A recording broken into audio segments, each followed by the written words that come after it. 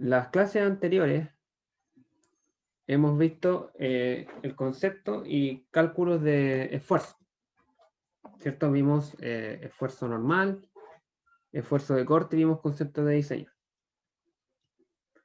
Otro concepto que es fundamental en resistencia de materiales y en mecánica de materiales es el concepto de deformación, ¿sí? Deformación y esfuerzo son los dos conceptos por excelencia más importantes que vamos a encontrar acá. ¿Sí? Así que hoy día esta clase está exclusivamente orientada a entender este concepto y aprender a calcularlo en sus distintos casos. Y luego vamos a ver cómo se relacionan estas dos variables, el esfuerzo y la deformación, en la clase siguiente. Así que bueno, vamos con una pequeña definición de deformación. En general, cuando se aplica una fuerza sobre un cuerpo, independiente de la intensidad que tenga esta fuerza, el cuerpo se deforma, ¿sí? Esta deformación puede ser visible, como por ejemplo cuando uno tiene un elástico, ¿cierto? Lo estira y uno ve cómo el cuerpo se deforma. Pero en la mayoría de los casos, esa deformación no es sensible a la vista, ¿sí? Pasa inadvertida, digámoslo así.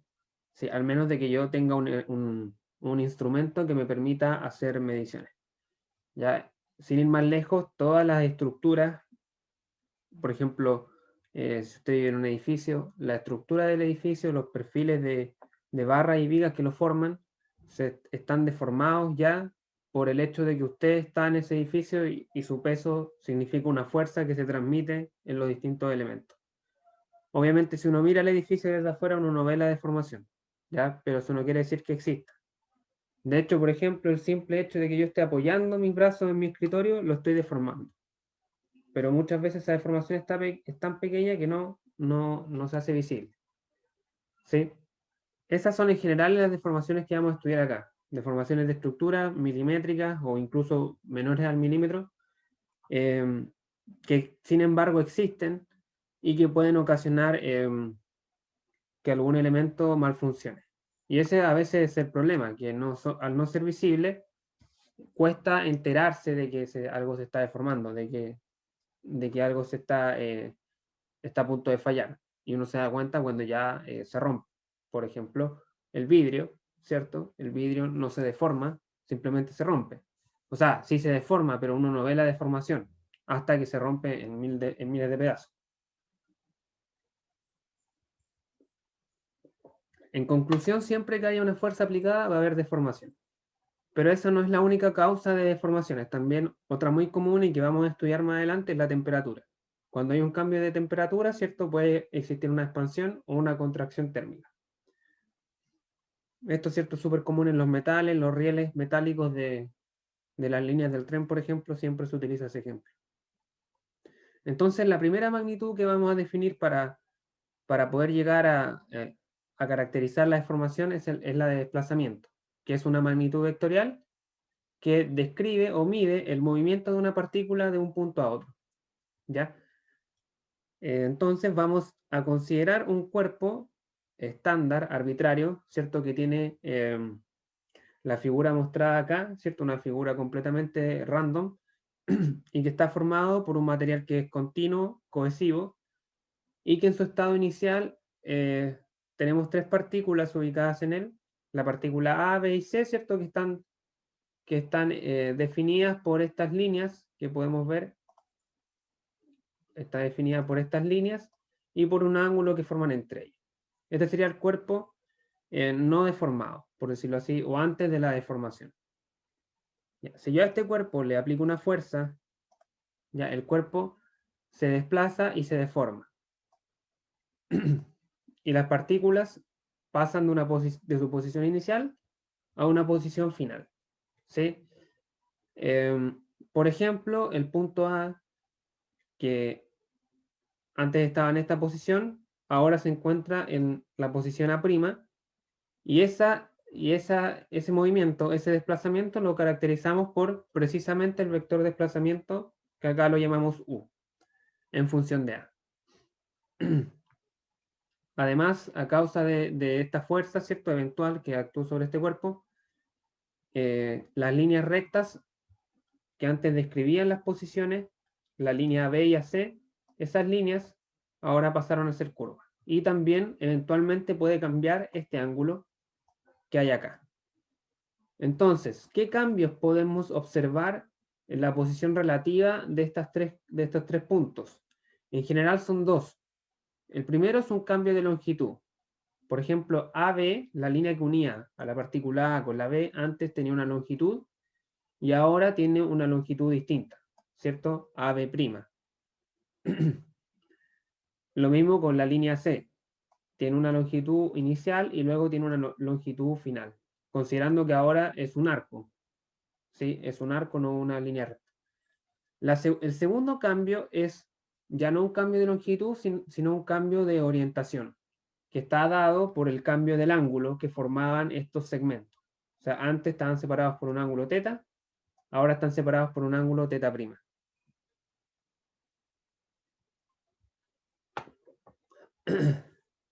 Entonces, en otras palabras, la diferencia entre las longitudes y las orientaciones relativas de las dos líneas en el cuerpo son una consecuencia de los desplazamientos.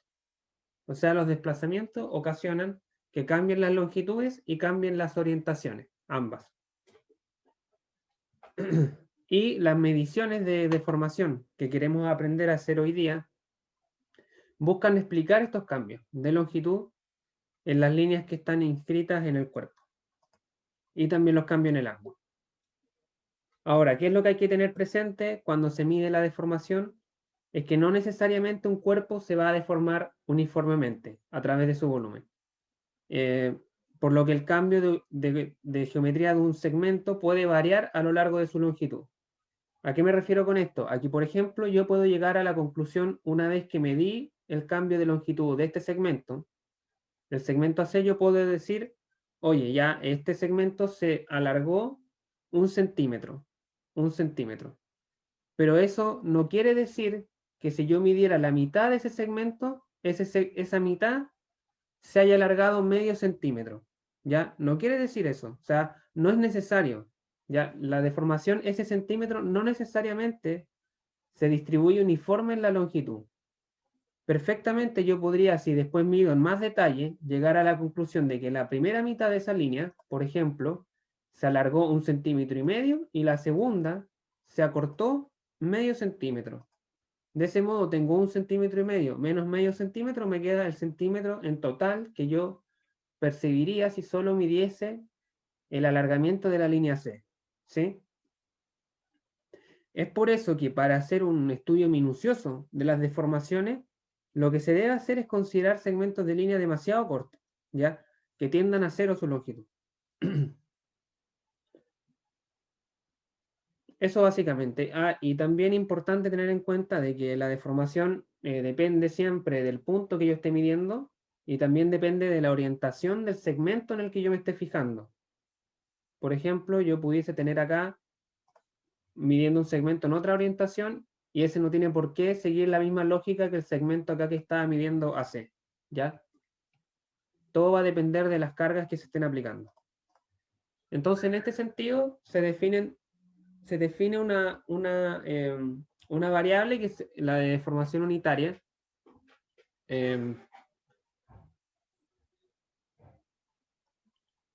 con el objetivo de poder definir esta deformación. Estos cambios de longitud y cambios de ángulo. Y la deformación unitaria, a su vez, se divide en dos. La primera es la deformación unitaria normal, que es la deformación que describe el alargamiento o la contracción de un segmento de línea por unidad de longitud. ¿Ya? Es decir, alargamiento o contracción por unidad de longitud. Para desarrollar esta definición, vamos a considerar de nuevo este cuerpo. Vamos a considerar dos puntos, los puntos A y B, que los separa una longitud delta S y delta S, ¿cierto? Y que una vez deformados, ¿cierto? Estos dos puntos se desplazan y ahora están separados una distancia delta S', y esa línea que antes era recta ahora es curva. ¿sí? Entonces, el cambio de longitud de esta línea, ¿cierto? Sería la longitud final menos la longitud inicial. Ya ese sería el cambio neto de longitud que tiene la línea. O sea, longitud final menos longitud inicial. Si la longitud inicial medía, por ejemplo, 2 centímetros y al final de la deformación mide 3, bueno, tendríamos 3 centímetros menos 2, 1 centímetro de cambio de longitud. Pero la deformación unitaria normal lo que considera es el cambio por unidad de longitud. Es decir, divide ese cambio por la longitud inicial para obtener una medida más precisa. Como en el ejemplo que yo les daba, supongamos que acá este delta S medía 2 centímetros en un comienzo, al final mide 3 centímetros, entonces acá tendríamos de cambio de longitud 3 centímetros menos 2 centímetros dividido en la longitud inicial, 2 centímetros. Y esto me debiese dar, ¿cierto? Un medio, 0,5 y adimensional, porque tengo centímetros sobre centímetros. ¿Qué me quiere decir esto? Que por cada centímetro que tenía la línea inicial, cambió 0,5 centímetros. Cambió 0,5 centímetros. Esta medida es importante y es más precisa que solamente medir el cambio total, porque el cambio total depende de la longitud inicial. O sea, si yo tengo un elástico pequeño, por ejemplo, y yo le ejerzo una fuerza, lo voy a deformar poco porque es pequeño, no tiene tanta longitud para deformarse, que si yo tomo el mismo elástico del mismo material y hago la misma fuerza, exactamente la misma fuerza, se lo voy a deformar un montón porque es muy largo y tiene mucho espacio para deformarse. Entonces, por eso una medida estandarizada de la deformación es la deformación unitaria. Ahora, como les mencionaba anteriormente, para ser precisos en la medición de la deformación es necesario acercarse cada vez más al punto, ¿cierto? Tomar segmentos cada vez más pequeños porque acá, ¿cierto? Mientras más grande es el segmento que consideramos, más detalles estamos omitiendo de lo que pasa dentro de ese segmento. ¿Sí? Por ejemplo, acá tomamos un segmento de 2 centímetros, pero nosotros estamos ignorando al hacer eso qué es lo que pasa, por ejemplo, en un segmento más pequeño, en este segmento, por ejemplo. ¿Sí? Los efectos de ese segmento se ven englobados en el segmento total, así que se pierde detalle. Entonces, para definir bien la deformación unitaria, lo que se hace es trabajar en el límite, o sea, llevar el segmento a un largo diferencial o tendiente a cero. O sea, se hace que este delta S, esta longitud inicial, tienda a cero para acercarme cada vez más al punto. ¿Sí? Así que esta es la deformación o la definición formal de deformación. Es el límite cuando este delta S tiende a cero o cuando el punto B tiende al punto A, ¿cierto? Que eran los dos puntos de mi segmento. Y este límite se mide a lo largo de un eje, ¿sí? No es lo mismo que este punto se acerque a este otro por este camino que por un camino, por otro camino, ¿sí?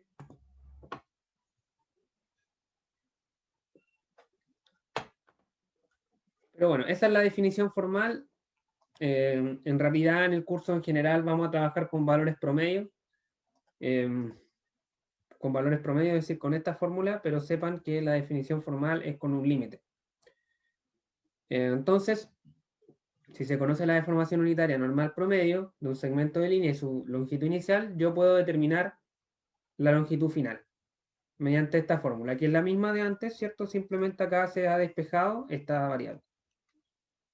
Se despeja esta variable, ¿cierto? Se pasa esto multiplicando y esto sumando, se factoriza y me queda esta ecuación de acá. Esta ecuación de acá, que me dice que el largo final, este es el largo final, para ponerlo con otra nomenclatura, es igual a 1 más la deformación unitaria por el largo inicial. Entonces, fíjense que si este valor es positivo, entonces el largo final va a ser mayor que el largo inicial. O sea, vamos a tener un alargamiento. Si este valor es negativo, el largo final va a ser menor que el largo inicial. Por lo tanto, vamos a tener una contracción. ¿Sí? ¿Qué es importante notar acá? Que, bueno, ya lo mencioné, pero este valor de la deformación unitaria es un valor adimensional, porque es longitud sobre longitud. Pero generalmente se denomina, o sus unidades básicas se establecen como, por ejemplo, metros por metro, porque en el fondo eso es lo que mide cuántas unidades de longitud se deformó por unidad de longitud inicial. O por ejemplo, estos generalmente son valores muy pequeños, chicos, por si acaso. Delante nos dio 0,5 centímetros, eso es demasiado. O sea, acá nos van a dar valores del orden de milímetros, incluso menores. Entonces es muy común que se mida, por ejemplo, en micrómetros por metro o en pulgadas por pulgada, valores muy, muy pequeños. Esa sería la primera deformación, la deformación unitaria normal, que mide los cambios de longitud. Vimos también que la deformación implicaba cambios de orientación. Cambios de orientación. Y para esos cambios de orientación se define una deformación unitaria cortante, o también conocida como deformación unitaria angular, porque implica un cambio de ángulo.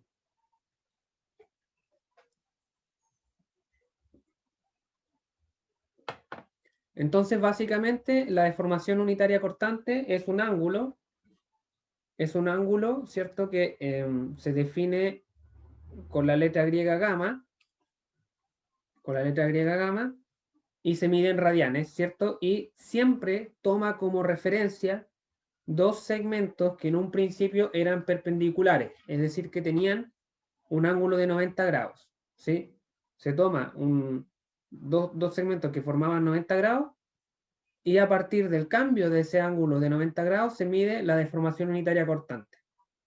Entonces, la definición es ángulo inicial, teta inicial, por decirlo de una forma, menos el teta final, cuando el ángulo inicial siempre es de 90.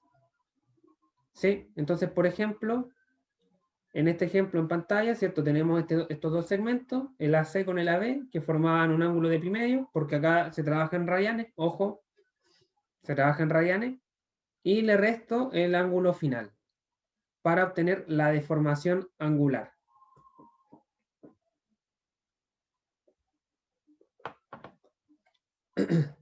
Igualmente, ¿qué pasa con la deformación unitaria normal? Para ser precisos en el cálculo de la deformación, lo que se tiene que hacer es trabajar con segmentos de línea cada vez más pequeños y para eso también se tira un límite. Se tira un límite, ¿cierto?, para medir el ángulo, dando origen a esta fórmula. Esta es la fórmula que mide la deformación unitaria cortante en un punto específico. La otra es un valor promedio para segmentos más largos. Pero no se asusten, digamos, a esta fórmula de referencia. Va a ser muy pocos los casos en los que se calcule. Generalmente vamos a trabajar con valores promedio, como este de acá. Porque al final del día lo que nos va a interesar es calcular deformaciones en cuerpos más grandes, no necesariamente ir al punto. De aquí hay que advertir que, bueno, esta deformación gamma, que es igual a pi medios menos teta prima, ¿cierto? ¿Cuándo va a ser positiva este valor de deformación? Va a ser positiva cuando el ángulo de 90 se achique, ¿cierto? Si se achica, es decir, si teta prima es menor que pi medios, ¿cierto? Vamos a tener un gamma positivo, ¿sí? Se achica, entonces me da pi medios por algo que es menor a pi medio, me da un valor positivo. Si el ángulo se agranda, o sea, se abre más, ¿cierto? Si teta prima es mayor que pi medios, ahora tenemos un gamma positivo. O sea, negativo, perdón, negativo. ¿Sí? Eso básicamente. Si el ángulo se achica, medimos una deformación positiva, eso es por convención, nada más. Y si el ángulo se agranda, la deformación es negativa. En general, podemos afirmar que las deformaciones tienen dos efectos. Uno es causar cambios de volumen, ¿cierto? O sea, que un cuerpo se alargue o se contraiga. Eso es debido a las deformaciones unitarias normales. Y el segundo efecto es cambios de forma. Cambios de forma, y eso se debe a las deformaciones unitarias cortantes que cambian las orientaciones de un cuerpo. Otro detalle importante a acotar es que, ya lo había mencionado, pero me hago eco de eso. Acá vamos a trabajar o en ingeniería en general, en ingeniería, en diseños de ingeniería, en diseños mecánicos, siempre interesa que las deformaciones sean extremadamente pequeñas, ¿sí? Obviamente, como mencionaba al principio, uno no ve un edificio que se esté deformando visiblemente, porque las deformaciones son pequeñas, ¿sí? Entonces, al ser tan pequeñas, se permiten hacer en los cálculos algunas aproximaciones, ¿ya? Las principales son que cuando tenemos deformaciones, ¿sí?, elevadas al cuadrado, ¿sí?, elevadas al cuadrado o multiplicadas entre ellas, ya eso generalmente eh, se tiende a cero. O sea, si yo tengo una deformación que es muy, muy pequeña, y esto yo lo elevo al cuadrado, esto me va a dar algo muy, muy chico, muy, muy pequeño, y generalmente se omite del cálculo. ¿Sí? Lo mismo, por ejemplo, si tengo la deformación, no sé, pues, de un segmento AB por la deformación de un segmento AC, como ambas son muy pequeñas, ¿cierto? Al multiplicarlas me da algo mucho más pequeño y esto se omite generalmente. Y otras aproximaciones que se utilizan mucho y que vamos a utilizar son las series de Taylor. ¿Sí? ¿Se acuerdan de las series de Taylor? Por lo general, ¿cierto? Se hace esta aproximación. Por ejemplo, el seno de teta para ángulos muy pequeños tiende al ángulo, ¿sí? Porque esto, recordemos que de la serie de Taylor era más un factor por un teta al cuadrado, más otro factor por otro teta al cubo, ¿cierto? Entonces, como este delta teta, este ángulo que estamos midiendo es tan pequeño, entonces lo que está al cuadrado, lo que está al cubo y todo lo que sigue la serie de Taylor no me interesa. Y me quedo con el primer, con el primer, con el primer término, que es este de acá. Lo mismo con el coseno. Coseno de teta tiende a 1, simplemente. Y la tangente también tiende al ángulo. También tiende al ángulo. Eso en relación a las deformaciones. Esas son las dos deformaciones que existen. Al igual que esfuerzo existía esfuerzo normal y esfuerzo cortante, acá existen deformaciones normales y deformaciones cortantes. Así que eso en cuanto a conceptos y materia. Si hay alguna pregunta, me la hacen ahora. Si no, vamos a pasar a resolver un par de problemas para ir, ¿cómo se llama? Ir cerrando el tema, ¿cierto? Y englobando todo lo que esto conlleva. Así que voy a pasar a la pizarra mientras ustedes, si alguien lo estima conveniente, me hace alguna pregunta sobre lo que acabamos de ver.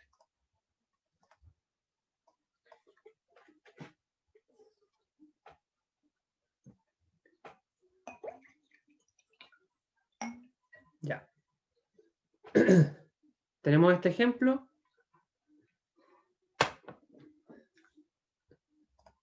Dice que tenemos una placa. Tenemos una placa que tiene una figura o una forma inicial, ¿cierto? Que es el área sombreada. Y luego, ¿cierto? De que se deforma, acá no estamos estudiando la causa de la deformación, simplemente estamos viendo el cuerpo en su estado final, inicial y final. El estado final es la línea punteada. En esta configuración, ¿cierto? Las dos líneas horizontales permanecen horizontales y no cambian su longitud, solamente se realiza ese como deslice, ¿cierto? Y las líneas verticales se deforman un poco. Queremos medir la deformación unitaria normal del segmento AB y la deformación unitaria cortante promedio en la placa relativa a los ejes X e Y.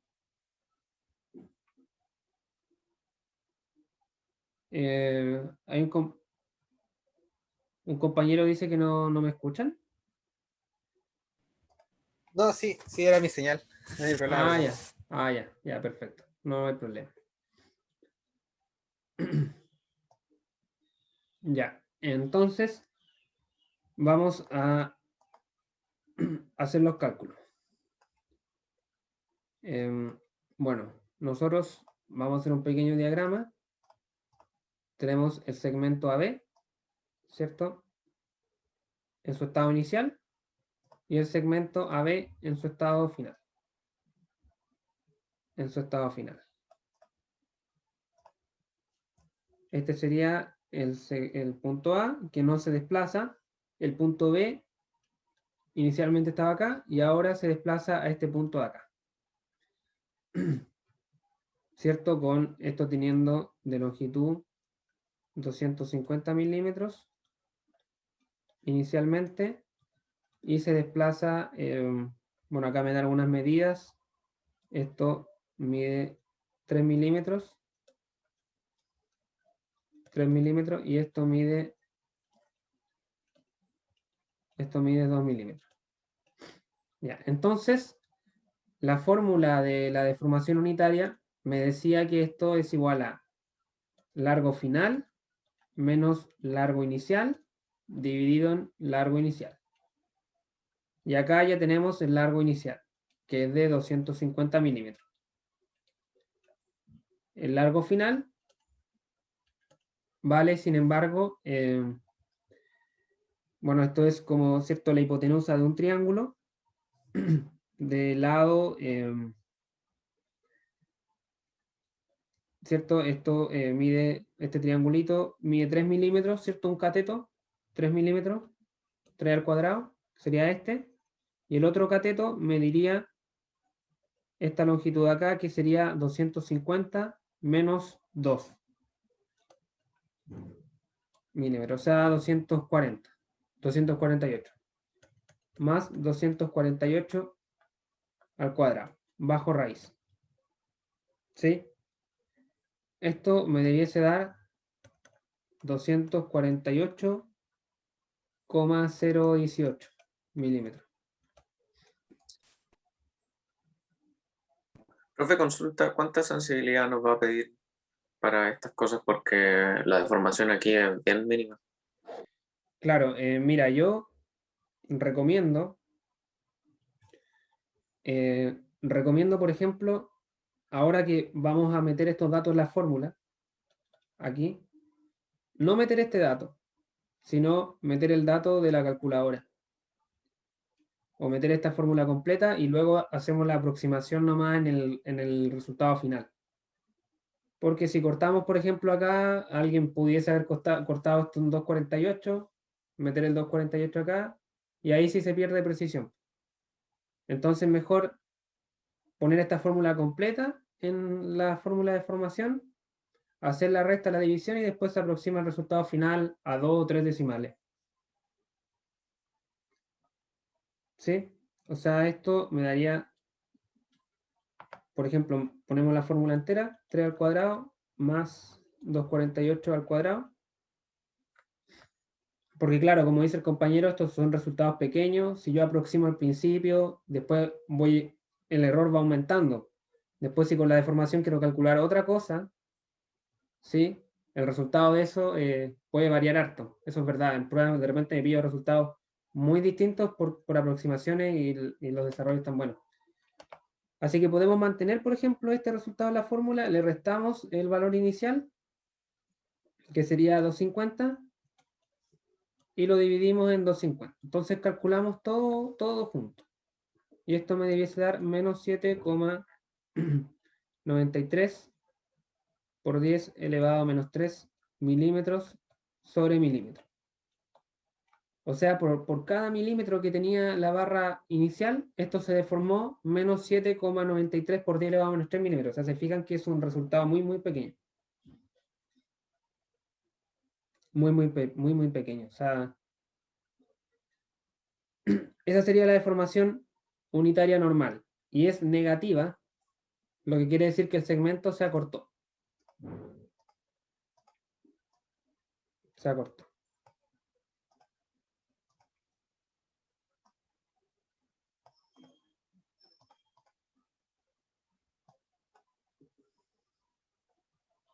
Ya, ahora vamos por la deformación angular o la deformación cortante. Voy a traerme este dibujo para acá. Y recordemos que la deformación unitaria cortante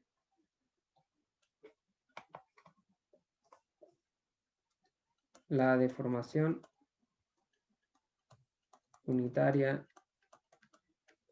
cortante está dada por gamma, ¿cierto? Cuando gamma es la diferencia de ángulo entre dos segmentos que al principio estaban en una orientación de pi medio y ahora están en una orientación de teta prima. De teta prima, ¿sí? Entonces, acá me dice respecto a los ejes X, Y, ¿sí? O sea, dos segmentos orientados en las direcciones X, por ejemplo este, ¿cierto? Aquí medían pi medios, aquí medían pi medios y ahora miden teta prima, ¿sí? Entonces, yo pudiese calcular este teta prima y hacer la resta con pi medio, o puedo darme cuenta de que la resta entre teta prima, o sea, entre pi medios y teta prima, en realidad es este ángulo, ¿sí? Pi medios menos teta prima me da este ángulo de acá. Entonces, este ángulo es el gamma. Para esta configuración de deformación, ¿sí? A veces el gamma se puede visualizar en los dibujos, en la deformación. En este caso sería este ángulo de acá, que es este mismo angulito que se repite acá. Entonces, acá tenemos el triángulo armado, ¿cierto? Tenemos el triángulo aquí. Podemos medirlo, ¿cierto? Como podemos medir a gamma como la tangente inversa del cateto opuesto de este rectángulo, ¿cierto? Que vale 3 milímetros, sobre el cateto adyacente que medía 248.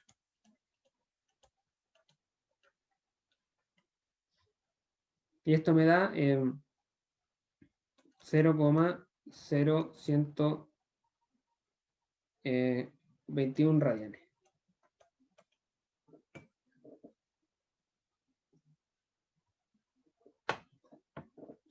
Sí, y ojo que acá, como lo calculamos geométricamente, o sea, por inspección visual y aplicando fórmulas trigonométricas, esto acá necesariamente no me va a arrojar el signo de la deformación angular, pero está a la vista, ¿cierto?, de que esto medía 90 y ahora mide menos, así que esto está bien como positivo.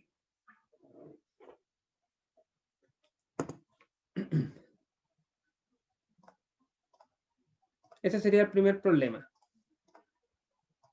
¿Dudas, consultas hasta acá?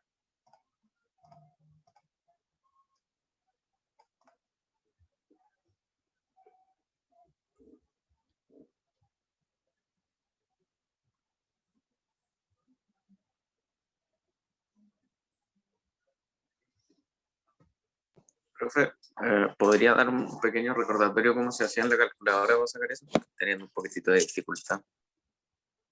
¿Con la calculadora? Sí, porque estoy confundido entre el signo de tangente a la menos 1 y elevar manualmente la tangente a la menos 1. No, No mira, sé cuál de las dos. tienes que apretar Shift en la esquina superior derecha, Shift y después ¿Sí? tangente. Y ahí te queda automáticamente en tangente a la menos 1. Ah, ya, ok. Tiene que quedar automáticamente el tangente a la menos 1 y de ahí le pongo el dato. Sí. Apretas Ok. Shift y tangente. Y después tienes que tener ojo, sí. La calculadora está en radianes. Sí. Por ejemplo, acá me dio un ángulo. Me dio 0,6 grados, 0,7 grados.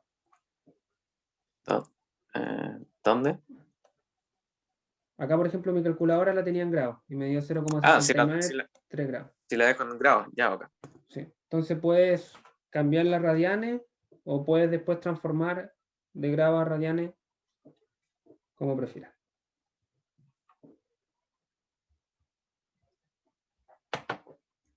Así que eso, vamos a ver el segundo ejemplo que tenía preparado, bien cortito, así que Ya estamos terminando, que es este de acá. Este ya es como más, más llevado, ¿cierto?, a alguna estructura que se pueda pillar en el uso cotidiano, ¿cierto? El otro era más conceptual, el problema que vimos antes. Tenemos acá una viga, ¿cierto?, que está soportada por el pasador en A y por alambres o por cables, ¿cierto?, BD y C. Dice, se le aplica una carga P sobre la viga. Esta ocasiona que el extremo C se desplace 10 milímetros hacia abajo. Determine la deformación unitaria normal, desarrollada en los cables CE y BD. Ya.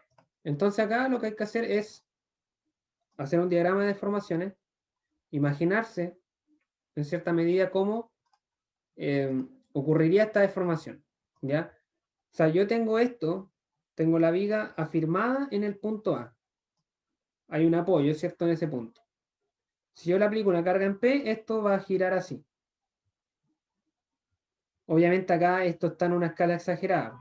En un ejemplo de ingeniería, esto debiese estar calculado de tal manera de que este desplazamiento sea mínimo, sea muy pequeño. Y los cables se estirarían, ¿cierto? Al realizar este movimiento, los cables se estirarían. Por ejemplo, acá yo tendría este cable,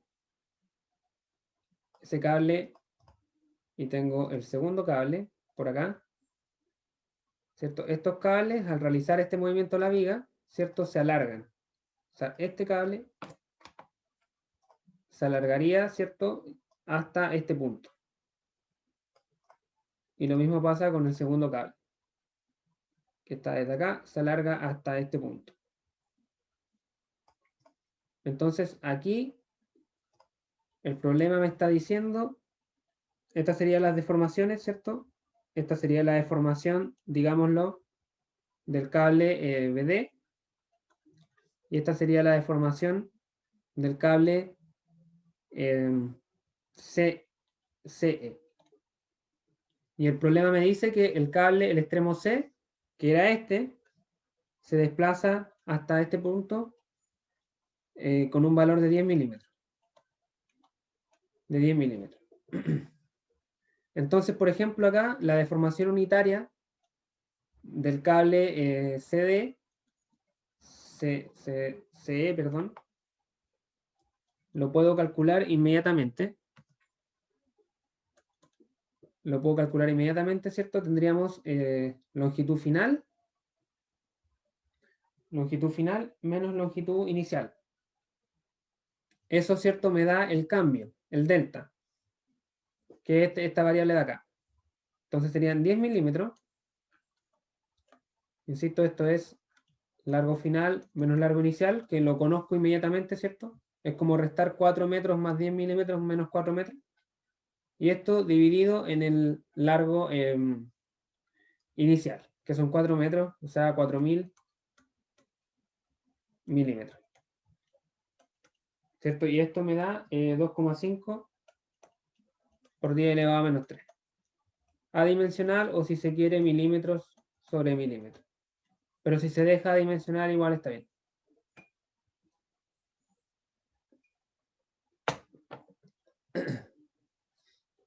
Ya, ahora tendríamos que calcular la deformación unitaria del cable BD, pero acá tenemos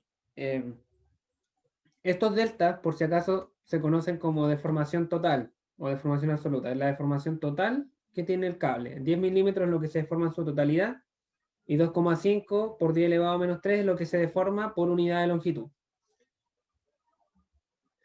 Acá nos faltaría este valor, pero lo podemos encontrar, ¿cierto?, o por semejanza de triángulo o definiendo este ángulo, por ejemplo, y haciendo la tangente de alfa para el triángulo chico y para el triángulo grande.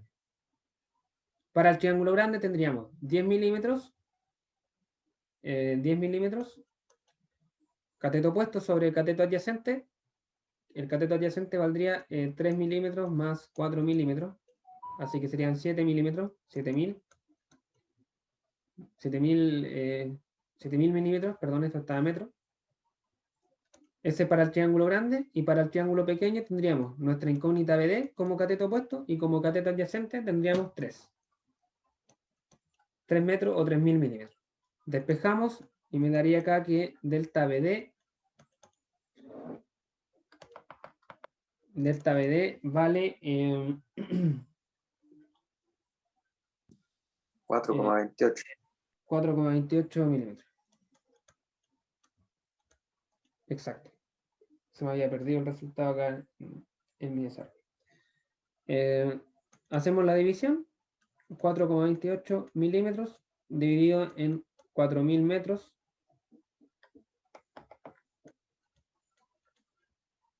En 4.000 milímetros. Y esto me da 1,07 por 10 elevado a menos 3 milímetros sobre milímetro. Esas serían las deformaciones unitarias normales.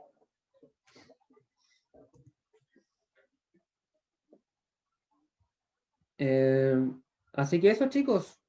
¿Dudas con el ejemplo?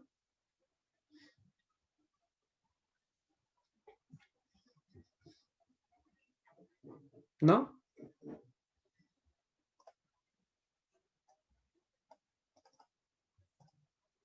Aquí está desarrollado el primer problema, más no el segundo. Así que esa era la clase de hoy. El objetivo era entender el concepto de formación y aprender a calcular las dos deformaciones que existen. Las dos deformaciones unitarias. Luego, la clase que viene, vamos a comenzar a ver propiedades mecánicas de materiales que son el nexo que existe entre esfuerzo y deformación. Estas dos variables están asociadas por fórmulas y esas fórmulas se definen a partir de las propiedades mecánicas de los materiales, que son en lo que vamos a empezar a estudiar la próxima clase. Así que eso, no tengo nada más que agregar. Les agradezco mucho por participar y recuerden que mañana hay horario de consulta previo a la prueba y el martes ya tenemos la prueba. Nos juntamos a las 8:15 para leerla y espero que les vaya muy bien. Gracias, profe. De nada, que estén muy bien. Nos vemos y hasta el próximo martes o mañana si es que alguien se va a conectar a hacer consulta. Chao, profe. Chao, chao.